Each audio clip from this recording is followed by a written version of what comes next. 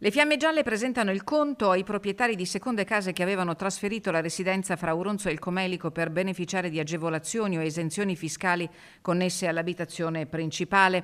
L'operazione è stata condotta dai finanzieri della tenenza di Auronzo con la collaborazione dei comuni. Devo dire che è una pratica che purtroppo è abbastanza abitudinaria, soprattutto nelle zone di interesse turistico, e devo dire che la provincia di Belluno non si sottrae a questo malcostume. 46 persone sono state individuate dalla Guardia di Finanza e dovranno restituire complessivamente un importo di 115.000 euro di IMU non versata sulla seconda casa. Controlli incrociati hanno consentito di smascherare l'inganno. Oltre a sopralluoghi e ai riscontri sui dati delle dichiarazioni fiscali, importante è stata la verifica dei consumi energetici contenuti nelle bollette. Un elemento in più che ci consente di provare che non vi è la residenza, insomma, vedendo appunto i consumi dell'elettricità che erano molto bassi durante tutto l'anno e che si concentravano soprattutto nei periodi di villeggiatura, insomma, quello ci ha consentito di individuare